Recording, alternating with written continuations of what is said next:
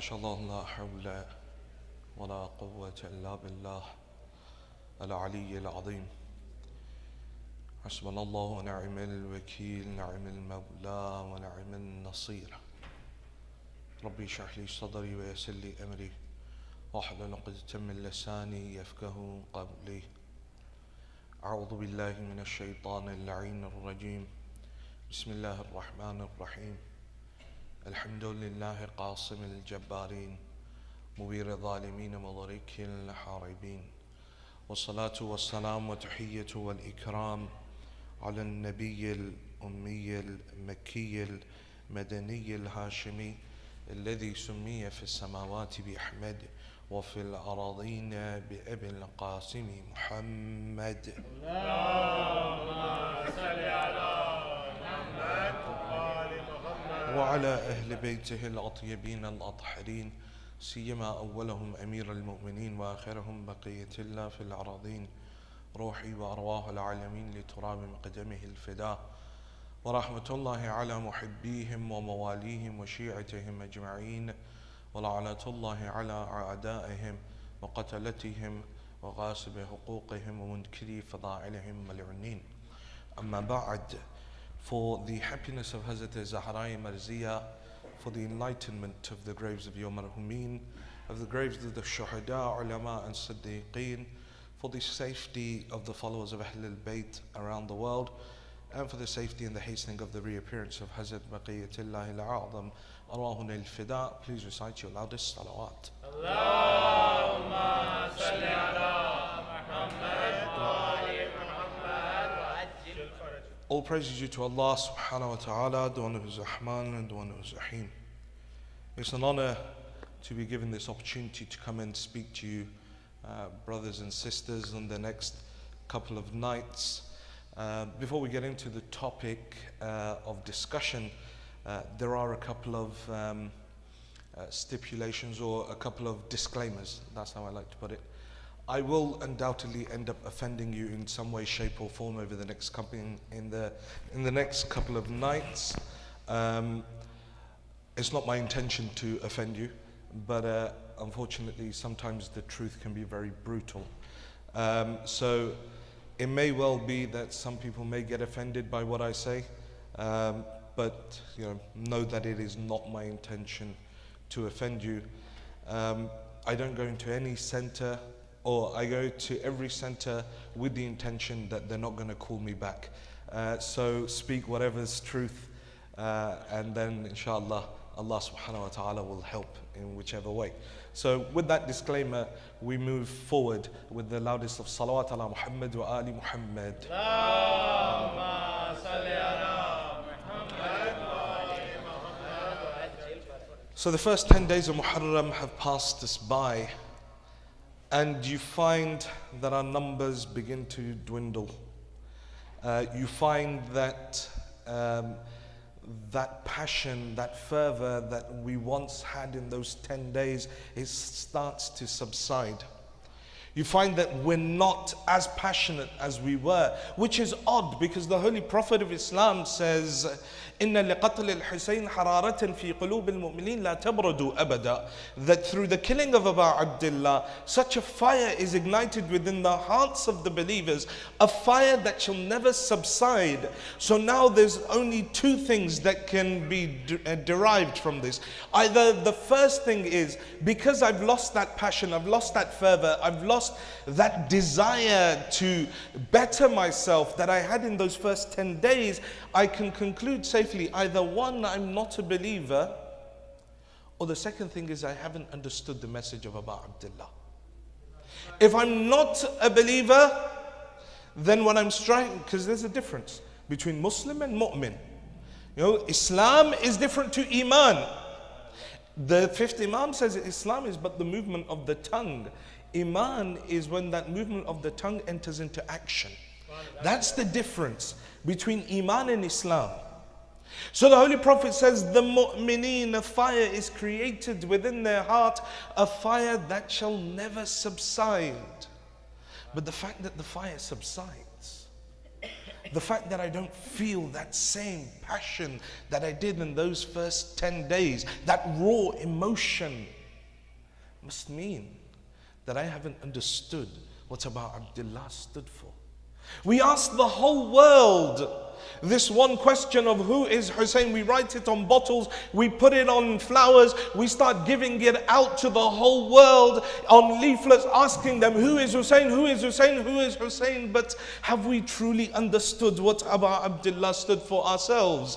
Because crying for Aba Abdullah, يُحِطُّ الذُّنُوبَ الْعِذَامِ, it consumes every single one of your sins. But understanding Imam al-Hussein, understanding, having ma'rifah of the Imam, now takes you to another level. Now, مَنْ بَكَى عَلَى الْحُسَيْنَ عَارِفًا بِحَقِّهِ وَجِبَتْ لَهُ الْجَنَّةِ. Now when you cry for Imam Hussein, you do buka upon Imam Hussein, you wail for Imam Hussein, understanding why Aba Abdullah went to Karbala, then Jannah becomes wajib upon you. It's the same with the ziyarah of Abi Abdullah. They say you go for the ziyarah, those that have been to Iraq, says the one that goes for the ziyarah, the one that goes for the ziyarah of Abu Abdullah, كَمَنْ ذَارَ اللَّهَ فَوْقَ أَرْشِهِ. It is as if he has done the ziyarah of Allah upon the arsh, upon the throne of God. But then the narration goes one step further, because at that time it's just raw emotion. When you go with just pure emotion and you do the ziyarah of Abu Abdullah with emotion, it's as if you have done the ziyarah of Allah upon the arsh. But now you go to Abu Abdullah, عارفاً بحقه, understanding what Imam Hussein stood for, understanding what the maqsad of Abu Abdullah was, understanding what the purpose of Imam Hussein was. When you do that and then go for the ziyarah of Abu Abdullah, then the narration changes. Now it says wajibat lahul Jannah. Now Jannah becomes wajib upon you. The purpose is to understand what Abu Abdullah went to Karbala for. In his letter that he gives to his brother Muhammad al-Hanafiya, says, وَإِنَّمَا خَرَجْتُ لِطَلَبِ الْإِصْلَاحِ فِي أُمَّةِ جَدِّي أريد أن آمر بالمعروف وأنهى عن المنكر وأصير بسيرة جدي وأبي علي بن أبي طالب. Says, I've gone out in order to seek reform in the ummah of my grandfather through enjoining good and forbidding evil. وأصير بسيرة جدي وأبي علي بن أبي طالب. And I have done, and I'm going to do this by walking upon the path, by following the sunnah of my grandfather and my father Ali. And there's a whole discussion as to why Abu Abdullah also mentions Imam Ali. And this is to counter the propaganda of the time. You see in Karbala constantly Sayyid al-Shuhada mentioning Imam Ali, constantly mentioning Imam Ali. The people that are in the army of Sayyid al-Shuhada constantly reaffirming the fact that they are the followers of Amir al-Mu'mineen. And the army of Yazid very openly say to Sayyid al-Shuhada, when Imam says, why are you so intent on killing me? They reply, بغضاً لأبيك. It's because we hated your father. And so because of this, Sayyid al-Shuhada now reaffirms this. And he goes out, and there's many examples, and that lecture can be for another day.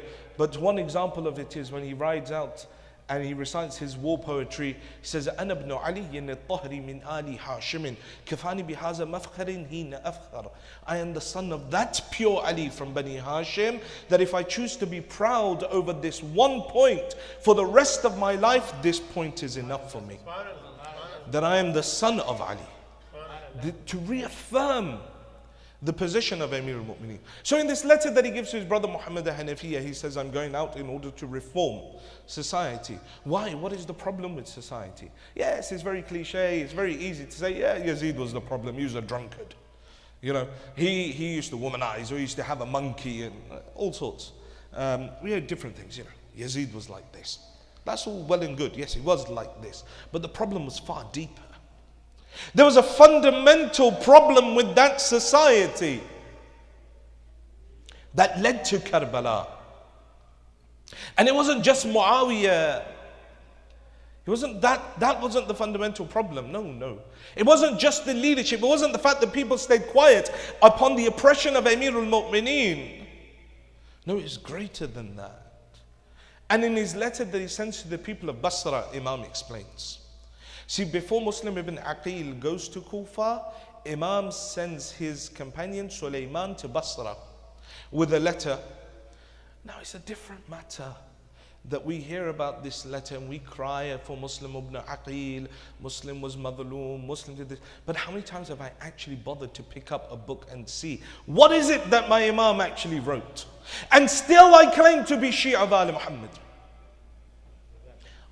For years, I have heard that Amirul Mu'mineen did this or gave this sermon. Or for years, I've heard that Abu Abdullah wrote a letter to the people of Kufa. For years, I have wept that Sayyidah Zahra left her home in order to go into the court of the Khalifa and she delivered the sermon. But what she said, I don't have the foggiest. We hear that Imam al-Sajjadi stood up. Yes, I know the part, أَنَا ابْنُ زَمْزَمْ وَالصَّفَا أَنَا ابْنُ مَكَّةُ وَمِنَا. But what? What was the purpose? Sayyidah Zainab, yes, she gave her khutbah.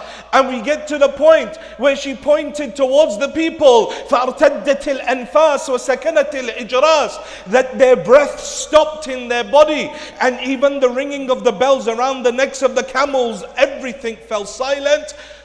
Then Zainab spoke. What did she say? No idea. 20 ayat of the Holy Quran, Sayyidah Zainab lists within her khutbah. No idea. There are 13 or 14 philosophies of worship explained within the khutbah of Sayyidah Zahra. But the part we only know is she entered فَأَنَّتْ أَنَّا. She wailed loudly, they all cried. We miss out the massive section in between where she actually delivered a sermon, and then the end part, Sayyidah Zahra was sent without her haqq, and we cry for that. What we should be crying for is that we never understood Ahlul Bayt. That Allah bestowed us with such a blessing and we turn our noses up at it. That's where the tears should really fall. That I have been chosen to be amongst those, not just amongst the Shias, no.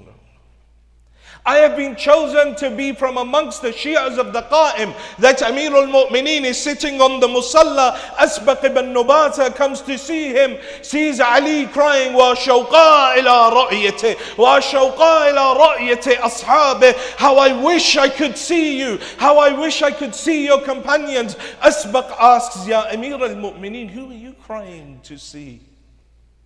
Ali says, I'm crying for the Qa'im of Ali Muhammad. I'm crying to be from amongst the companions of the Imam of our time. And yet we don't understand. We don't understand our status. We don't understand that blessing that has been given to us. And every day we turn away from that blessing. And one of the ways to lose a blessing is not to thank Allah. It says, لَإِن شَكَرْتُمْ لَأَزِيدَنَّكُمْ. You thank me, I'll give you more. وَلَإِن كَفَرْتُمْ إِنِّي عَذَابِي لَشَدِيدٌ. But if you do kufran ni'mat, if you deny, or you do, I give you things and you think it's all from you, then know that my adhab is severe. So thanking Allah for the ni'mah. So Abu Abdullah sends a letter to explain why reform needs to happen in the society. The letter of Muslim ibn Aqil for some other day, for the first Ashra.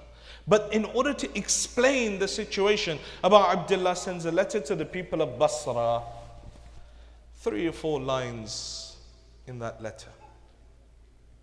And it's sad that I've never had the time to pick up and read those 3 or 4 lines.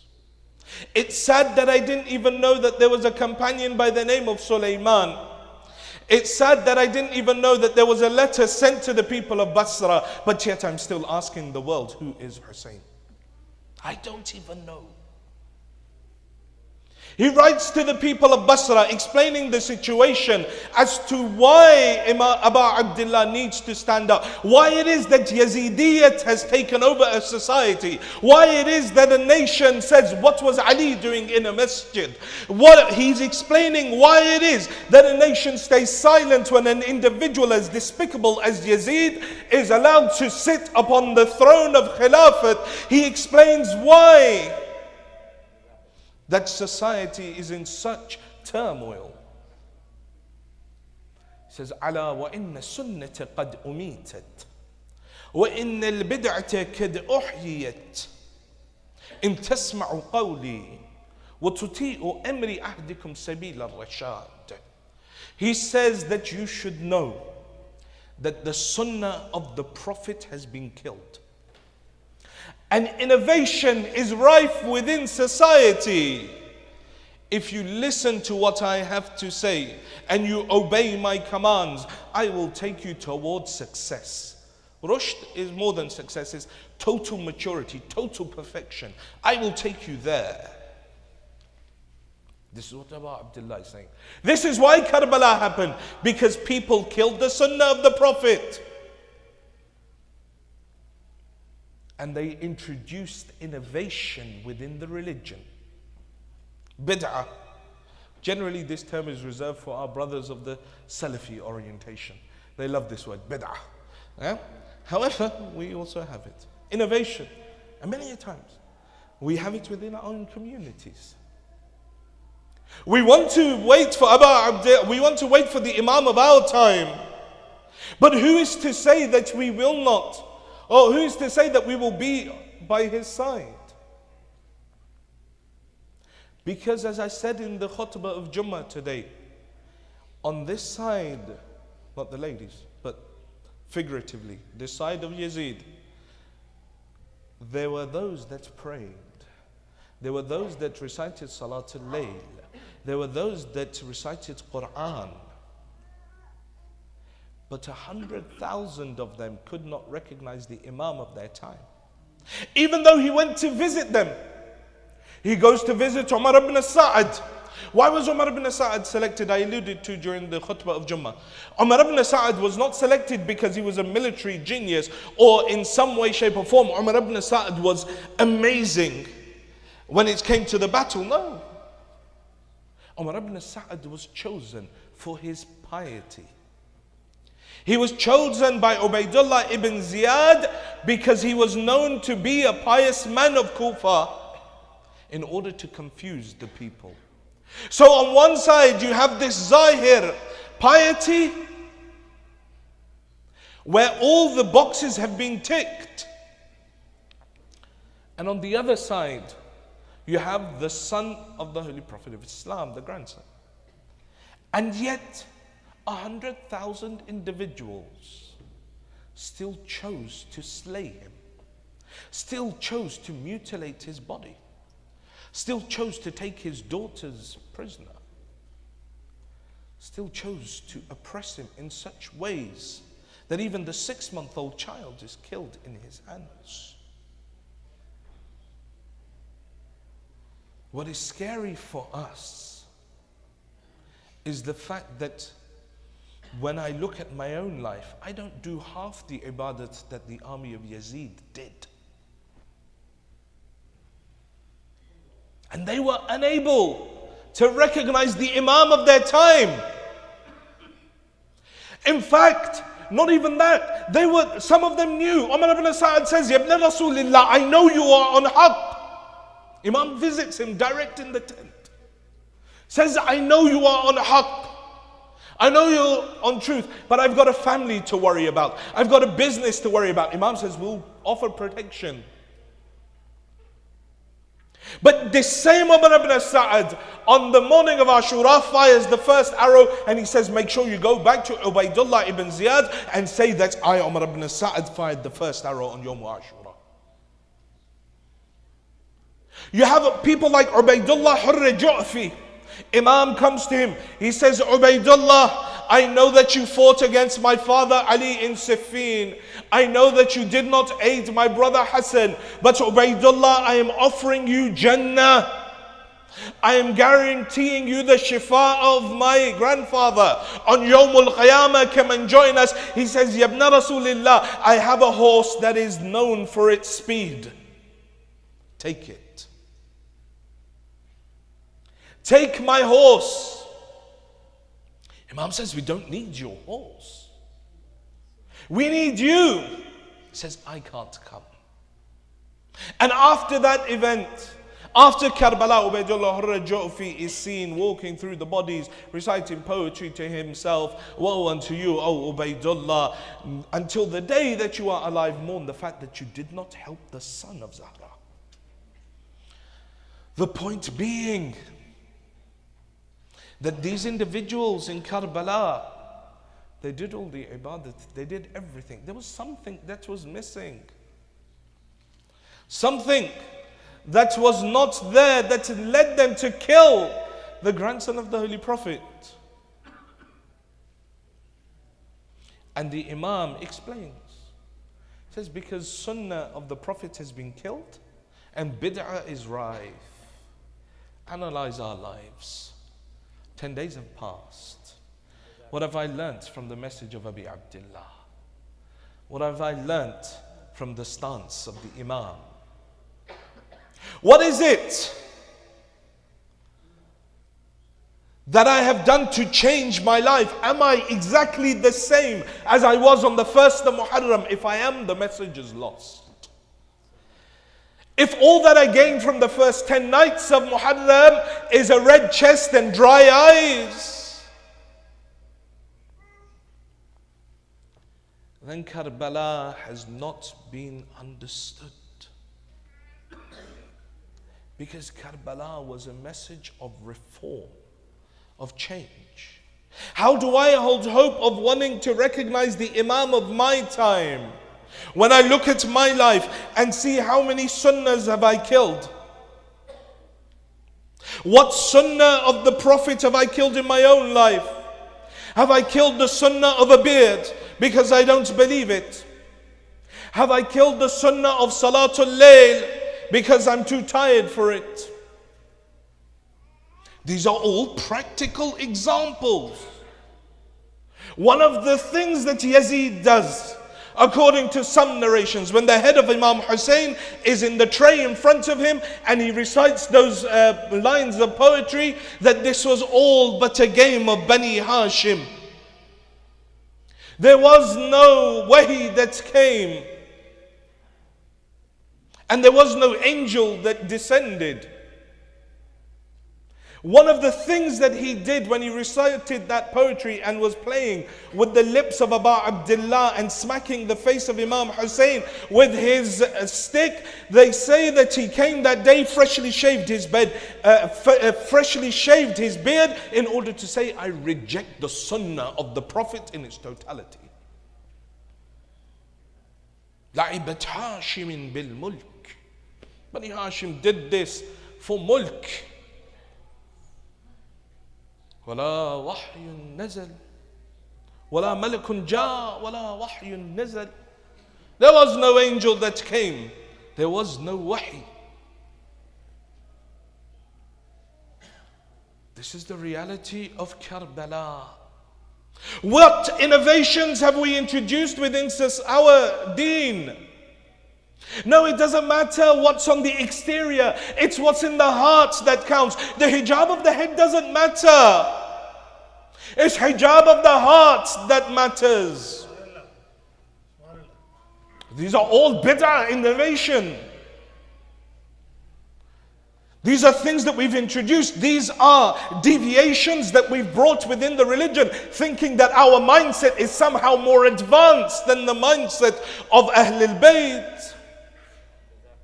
And so now when that deviation occurs with lack of knowledge, increase in ignorance, and then you begin to accept your own thinking and pride enters the heart, then you start writing books like The Problem with Islam. Because you are jahil mutlaq, a person that is compounded in their ignorance. They don't even realize they're ignorant. How many times, how many innovations have we brought into the religion? How many deviations have been created within the religion? How many things have we introduced? You just look at the marasim of the azaa of Sayyid al-Shuhada. You look at the various styles of azaa, the things that we think happened in Karbala that actually didn't happen. But we don't know, we don't pick up a maqtal, we don't read. The things that we hear are very different to what is written. But if we picked up the maqtal, if we understood, we'd know. If we went into the depth of the religion and removed this bid'ah, removed this innovation that is occurring within our communities, we gave life again to the sunnah of the Prophet. That's one way to stop us from turning against the Imam of our time and killing him. We say, how is it possible? I say every day, Al-Ajjal, Al-Ajjal. It's not possible for me to kill the Imam. Well, the narrations say, those that awaited him will be the first to turn against him. Those that were the mushrikeen will be the first to join him. It even says that there is Shi'as, when he comes, they'll write him letters. They'll say, go back from wherever you came. We don't need this. We were fine in our lives. You're coming and disrupting everything that we had set up. Why? Because he brings the true Islam. He removes the deviations from the religion. He's trying to tell us, various things that we've introduced that are cultural, and we think that somehow they're Islamic. No, but she's like my sister. She's my cousin. Oh, but she's like my sister. She's my sister-in-law. I don't look at her like that. No, Islam says she's not your mahram. You can't look at her without her hijab. You can't hug her. Hell, we don't even need someone to be our cousin nowadays. Just, it's okay, he's gay, I'm hugging him. Haram. These are various deviations. Something happens and I want to put a rainbow flag on my Facebook profile. For what? Understand how we are being deviated. Understand the innovation. Understand how the religion is slowly being suffocated. Karbala teaches us to let go. Karbala teaches us to let go of all that we hold dear in this world, so that we can attach ourselves to something that will make us immortal. Muhammad wa ali Muhammad salawat. Allahumma salli ala Muhammad wa ali Muhammad wa ajil faraj. There's a Toyota Camry in the parking lot with young children in it that's turned on. So if by chance that you have left the car on with young children, please kindly go to the parking lot and get your children there awake, I think. Salawat. Allahumma salli ala Muhammad wa ali Muhammad wa ajil faraj. How do we bring that reform, that change? Because Karbala is all about that reform. It's about ascending towards Allah. It's about removing deviations. Karbala is that place where a person achieves immortality. Otherwise, who would have known someone like Joan? Zahiran, if you look at Joan's status within society, Hazrat Joan, that now we wish to name our children after him. What was Joan's status in society? A freed slave of Abu Dhar, a man who dedicated his life to Abu Abdullah. Individual that had no basic standing in society, but Hussein is that man that even if the lowest of the low come and join with him, they become immortal. This is Abu Abdullah. Hussein is that individual that even that earth that surrounds him can become shifa'ah. Joan is that individual that you use his name because of his connection with Hussein. Allah accepts your du'as. Karbala is no ordinary event, brothers and sisters. Karbala is an event of reformation. It's an event of ascension to Allah. You go to Karbala and you take your cloths and your rings and you rub them against the zarih of Aba Abdullah, and then you bring them back and you place them in glass cabinets and you invite people over to come and do the ziyarah of the cloth that you must against the zarih of Aba Abdullah. You bring them to give them ziyarah of the ring that you must against the zarih of Aba Abdullah. This ring that I may have brought for 10,000, 20,000, 30,000 tuman, but now I must it against the zarih of Aba Abdullah. And people begin to auction and they begin to buy for £10,000 or $10,000, 20,000. Why? Because of the connection to Hussein. But Azizan, I want to tell you this much, that those of you that went for the ziyarah of Aba Abdullah, you placed your rings against the haram of Aba Abdullah. You rubbed your cloths and your tasbih against the zarih of Aba Abdullah, and they became pure for you. They became honored for you, such that now you do not wear them unless you are in wudu, such that you bring them with pride in front of people and show them to people. Then what of this body that rubbed against the zarih of Imam Hussein? What about this body that rubbed against the zarih? Do I not care for it? If a piece of cloth can become muqaddas, then what of this body? Then why do I allow it to fall into sin? That piece of cloth that I don't let any dirt come near.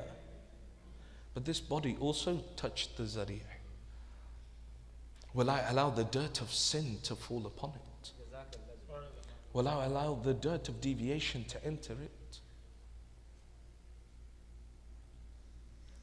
Those that get connected to the events of Karbala, they become immortal. They have success in this world and that world. They have no fear in their hearts when it comes to this world. Allah subhanahu wa ta'ala in the Holy Quran says, وَلِمِنْ خَافَ مَقَامَ رَبِّهِ جَنَّتَانِ. The one that fears the status, the majesty of Allah, He will give them two heavens. The heaven of the barzakh and the heaven of the akhirah. There's a difference. The barzakh and post Yawm al-Qiyamah, that's heaven. Says, I will give them that. There are two types of fear. There's fear that can bring a person joy. Certain types of fear, they bring a person joy. And there are other types of fear that bring a person into a depressive state. A fear that becomes all-encompassing, that all-consuming, that now they can't get out of it and they enter into this depressive state, get dragged down. But then there's a type of fear that gives joy to a person.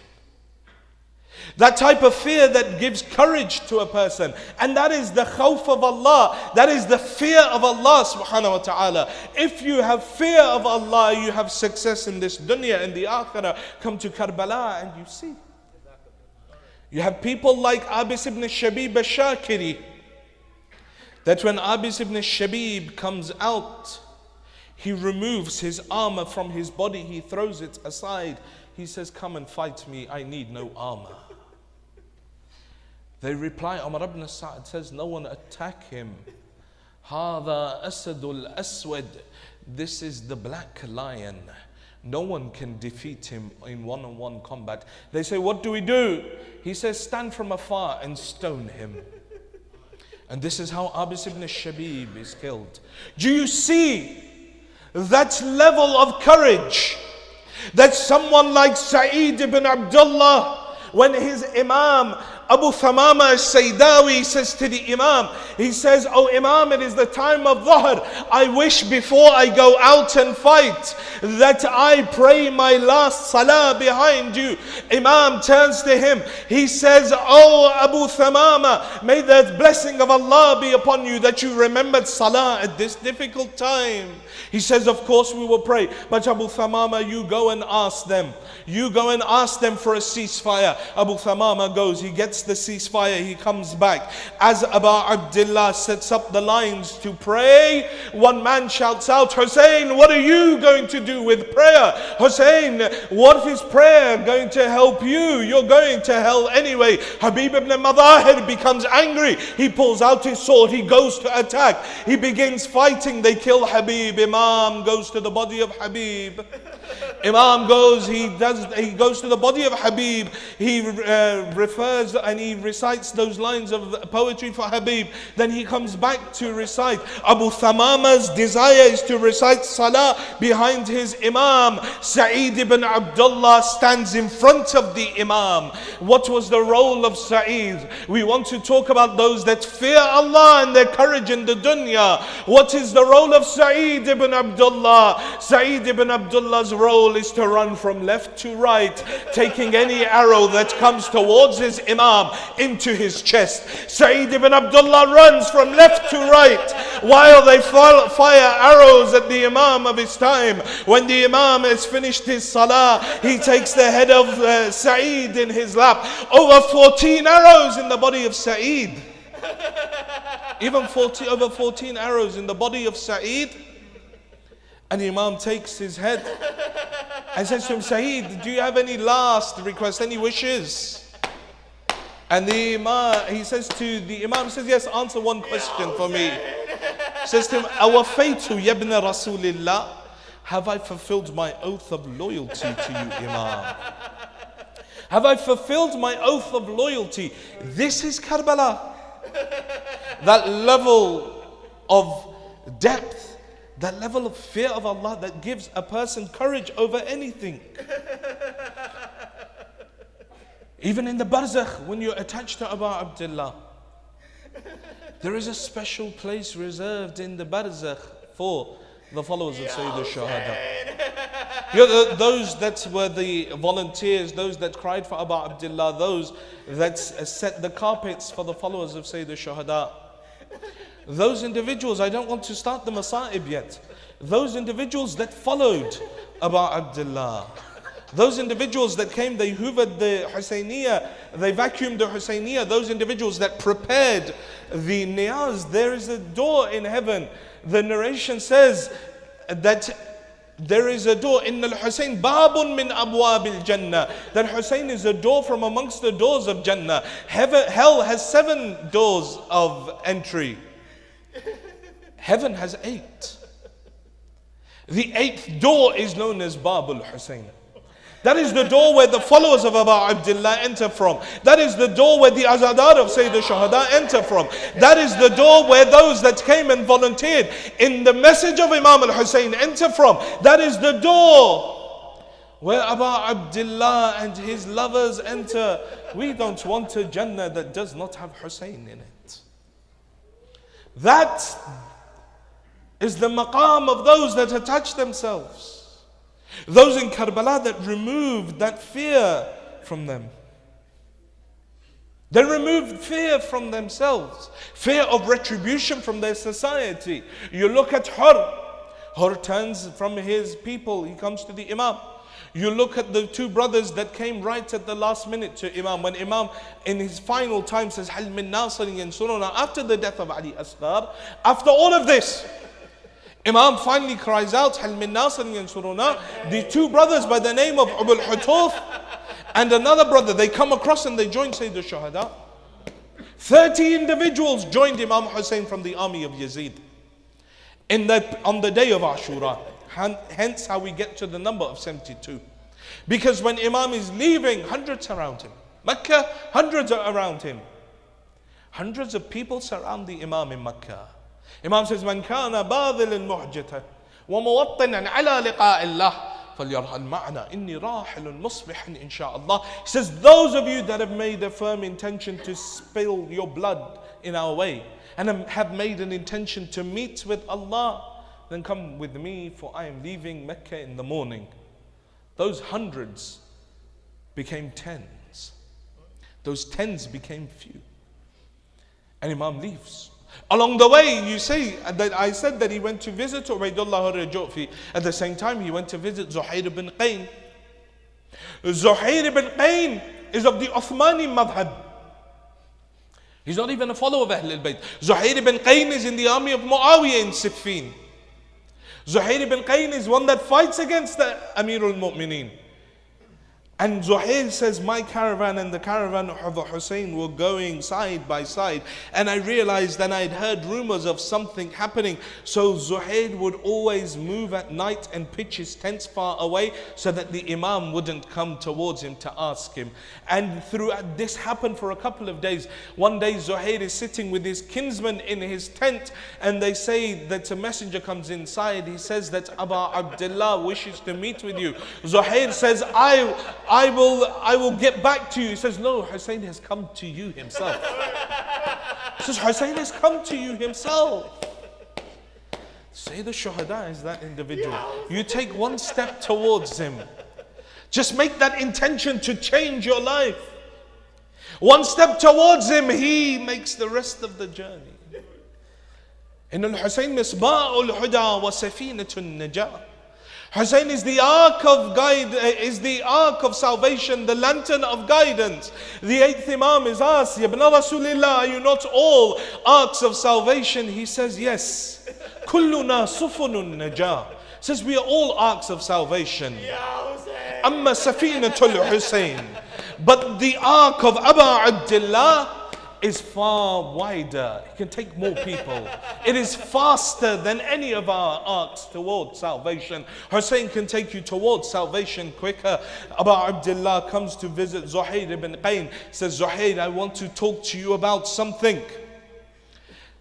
The kinsman says, Zuhair gets up, he leaves. When Zuhair comes back, says it was as if Noor was dropping from the face of Zuhair. This is someone that has lived in the opposite camp to Ahl al-Bayt all his life. But just a few minutes, true few minutes with Imam al-Hussein. His kinsmen say that Noor was dripping from the face of Zuhair, and Zuhair turned to his wife. He says, I'm divorcing you, go, return back to Kufa. He turns to his kinsman, says, I leave it upon you to return her back to Kufa, but I'm going to join Hussein. I'm going to join Abu Abdullah. Those that fear Allah, Allah gives them courage in this world to shun all of society. If society say, no, you should not have a beard, your connection is to Allah. You say, no, I will grow one. Because my Ali said, Al-Muhasinu zinatul rajul. Because my Imam Ali said that beard is the beautification of a man. If society says you should not wear the hijab, you say no, because my Zahra, before she left the house, before she left her place, they say لاثت خمارها على رأسها واشتملت بجلبابها. That Zahra came, she placed upon her head that khimar. She wrapped herself in her abaya, and then surrounded herself with the women folk of her family, and she went to the court. The hijab says, let society say what it wants. My connection is to Allah. My connection is to the divine. The biggest courage that a person can have, the greatest display of courage, is when a person turns away from sin. That is the most courageous moment. Sin is always the easier option. Ubudiyah, servitude, is always the more difficult option. The person that can turn away from sin is the one that has that courage. And the message of Abu Abdullah brings that courage. It brings that courage within a person. Even if that child is only 13 years old. You know, I thought I wanted to talk about this idea of this courage. You know, the removal of fear. And then who best placed in Karbala? Whose musibah do I recite? Whose masa'ib So I recite that embodies this lack of fear and this courage. Yes, Abis ibn Shabib, Sa'id ibn Abdullah, yes, but they were all men. Sa'id ibn Abdullah, man. Ali Akbar, a 27-year-old man. Abul Fadl al-Abbas, a 35-year-old man.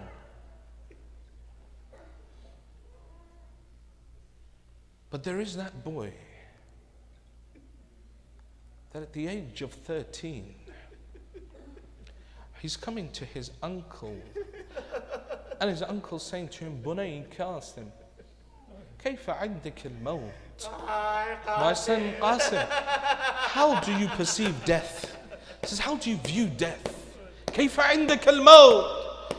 He replies, يا عم أهلا من العسل. Uncle, it is sweeter to me than honey.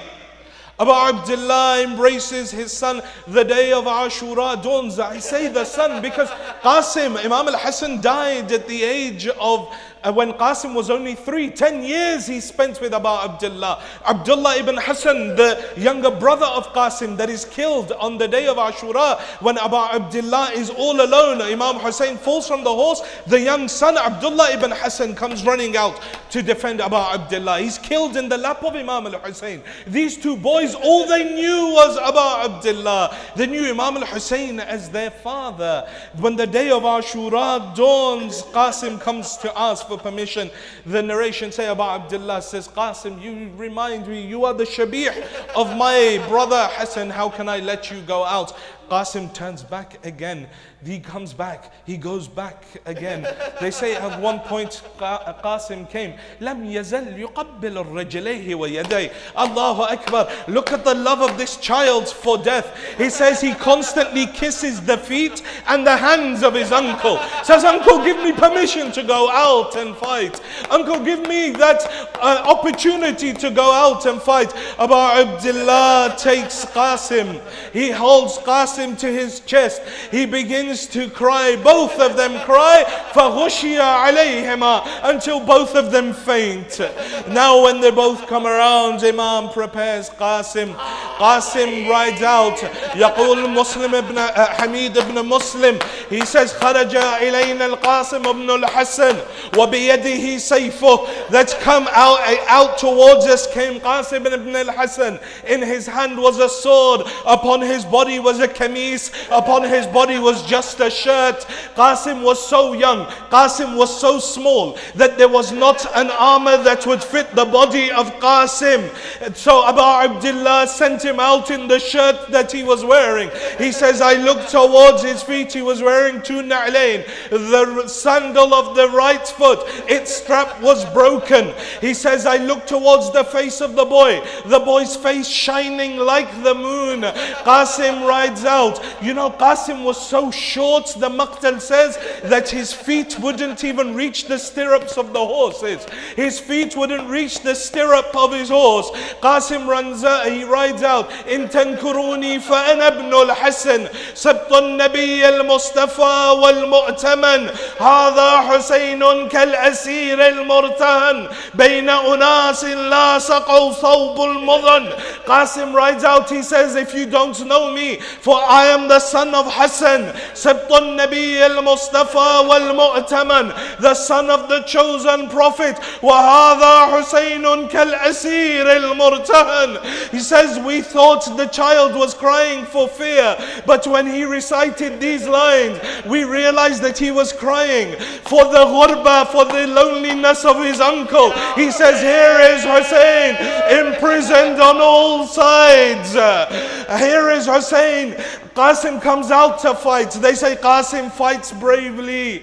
One mal'oon next to Hamid ibn Muslim says, by Allah, I will kill this child. I will cause such a pain in the heart of his mother. Hamid ibn Muslim says, I turned to him. I said, the child has been surrounded from all 4 sides. They will kill him eventually. Why is it that you're insistent on killing him? He says, no, I will kill this boy.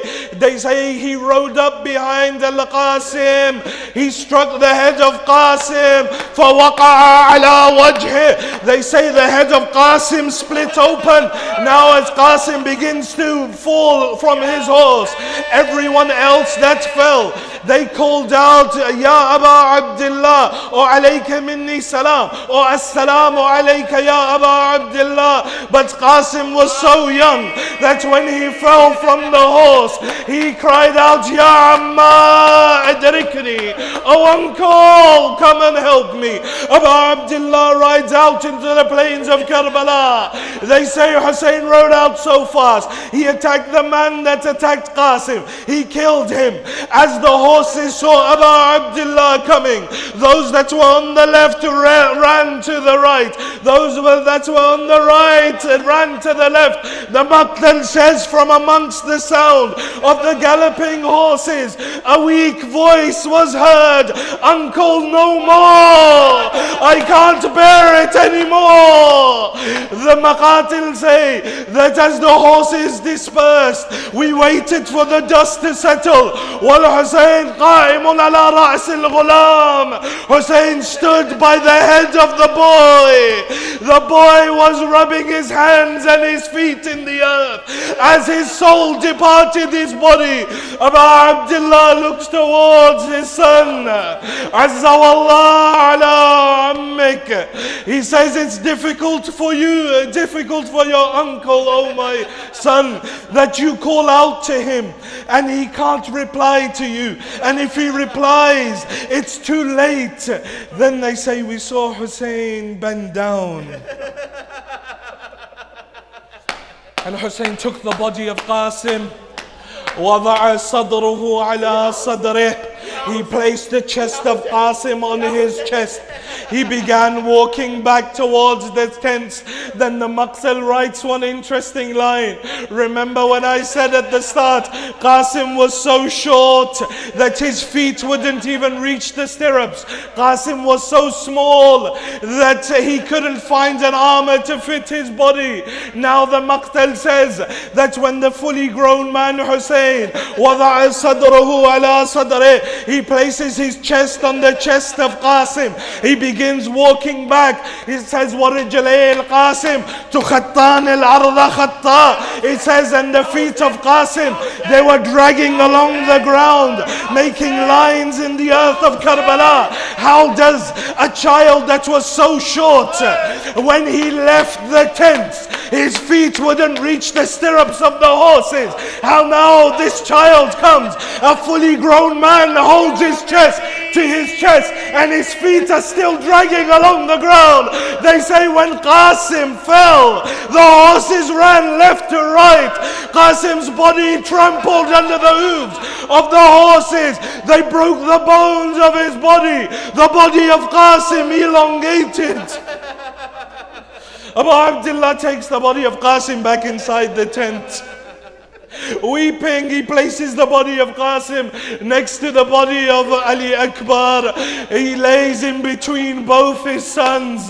They say he placed one hand on the chest of Ali Akbar, one hand on the chest of Qasim. فَرَفَعَ صَوْتَهُ بِالْبُقَاءِ. Hussein wailed loudly, oh Allah, bear witness, this nation has killed both of my sons.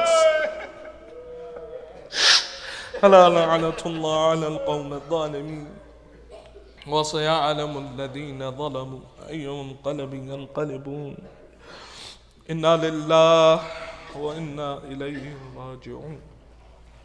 We pray to Allah subhanahu wa ta'ala to forgive our sins.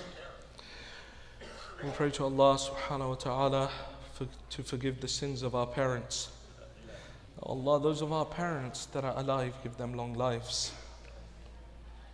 Allah, those of our parents that have left this world, for the sake of that moment, they say when Abu Abdullah laid between Qasim and Ali Akbar, and he wailed for a while, they say Zainab came inside the tent. Akhi Abu Abdullah, brother Hussein, the women wish to come in and mourn Qasim. Ramla Farwa, the mother of Qasim, wishes to come and mourn Qasim. They say as Hazrat Ramla Farwa runs inside the tent, she sits by the body of her son. Bunay Qasim, my son Qasim, ala dunya ba'dika al-afa. What pleasure is there left in this dunya after your death, my son Qasim? For the sake of that mother, Ya Allah, those of our parents that are alive, give them long lives. Those of our parents that have left this world, give them a place next to Ali Muhammad in Jannah. Oh Allah, those who are ill, give them shifa'ah. Those who are in debt, clear their debts. Those that have brought difficulties, problems, sorrows, hajat on this night, Ya Allah, for the sake of Al-Qasim, for the sake of Aba Abdullah, relieve their sorrows, fulfill their hajat, remove all difficulties from their lives. Ya Allah, keep safe the Shia of Ali Muhammad around the world. Ya Allah, keep our ulama and our maraji at the head of our institutions. Ya Allah, hasten the reappearance of the Imam of our time. Oh Allah, allow us to be amongst His true muntadhireen, His true waiters, for the acceptance of these du'as and any of the du'as that the brothers and sisters have brought. Please recite halal salawat ala Muhammad wa ali Muhammad.